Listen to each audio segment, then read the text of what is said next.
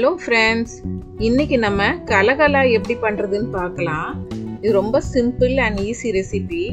வாங்க இதுக்கு தேவையான பொருட்கள் என்னன்னு பார்த்திடலாம். மைதா 3 கப் வேணும். நெய் 100 ml எடுத்துக்கலாம். சக்கரை ஒரு 1/4 கப் மட்டும் எடுத்துக்கலாம். முட்டை 2 நம்பர் வேணும். உப்பு வந்து ஒரு 1/4 டீஸ்பூன் வேணும். எண்ணெய் பொரிக்கிறதுக்கு. இப்போ ஒரு பவுல்ல நம்ம முட்டை ரெண்டுத்தையும் உடைச்சு ஊத்திக்கலாம்.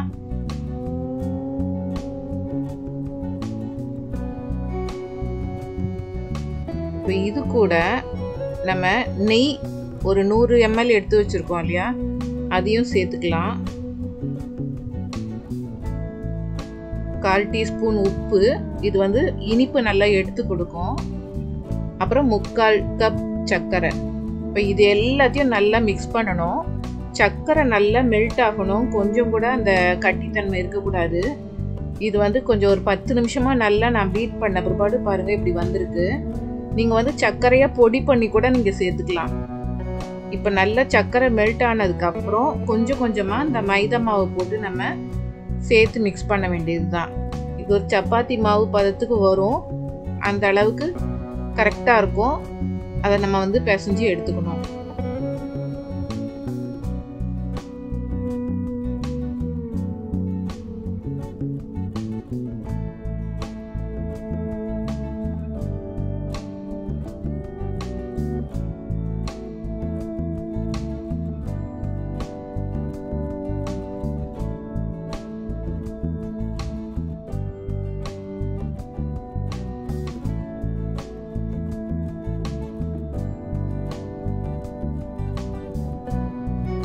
பாருங்க மாவு நல்லா சாஃப்டா நல்லா சப்பாத்தி மாவு பதத்துக்கு வந்தாச்சு. இந்த மாதிரி உருண்டை பிடிக்கிற அளவுக்கு இருக்கணும். இப்போ இதை வந்து ஒரு ஃபோக்ஸ் நம்ம எடுத்துக்கலாம்.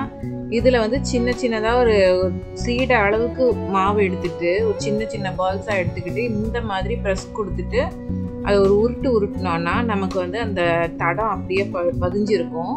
அது ஷேப் நல்லா இருக்கும். நமக்கு கலகலா பொதுவாக இப்படிதான் பண்ணுவாங்க.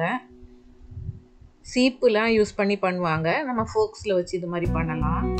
இதே மாதிரி எல்லா மாவையும் நம்ம பண்ணி எடுத்துக்கணும். இது பண்ணுறது மட்டும்தான் நமக்கு கொஞ்சம் பொறுமை வேணும். மற்றபடி நம்ம ஆயிலில் பொரிக்கிறதெல்லாம் வந்து ஈஸியாக முடிச்சிடலாம். பாருங்கள் இப்போ எல்லாத்தையும் நம்ம உருட்டி எடுத்துக்கிட்டோம். இப்போ எண்ணெயில் போட்டு பொரிக்க வேண்டியது தான். ஆயில் வந்து மிதமான சூட்டில் வச்சுக்காங்க. எண்ணெயை ஓவர் ஹீட்டாக இருக்கக்கூடாது. இதில் பொறுமையாக நம்ம பொரிச்சு எடுக்கணும். வேகமாக கலர் வந்துடும். நீங்கள் ஹையாக ஃப்ளேம் வச்சிங்கன்னா அப்புறம் உள்ளே வெந்து இருக்காது. அதனால் ஒரு சிம்மில் இருந்து மீடியம்க்கு நடுவில் இருக்கிற மாதிரி ஃப்ளேம் வச்சுக்கோங்க. கம்மி ஃப்ளேம்லேயே பொறுமையாக பொரிச்சு எடுங்க. இந்த மாதிரி கோல்டன் ப்ரௌனாக மாறி வரும். உடையாமல் நல்லா கலக்கி விட்டு மெதுவாக பொரிச்சு எடுங்க. அப்போது ஒரே மாதிரி எல்லா சைட்லேயும் ஒரே மாதிரி கலர் நமக்கு கிடைக்கும். அவ்வளோதான். பாருங்க நல்லா ரெடி ஆயிடுச்சு. கோல்டன் கலர்ல வந்துட்டு இதே மாதிரி இருக்கிற பேட்சஸ் எல்லாத்தையுமே நம்ம பொரிச்சு எடுத்துக்கணும். இது வந்து சீக்கிரத்துல ஆயிடும் நமக்கு. பாருங்க அருமையான கலகலா ரெடி ஆயிடுச்சு.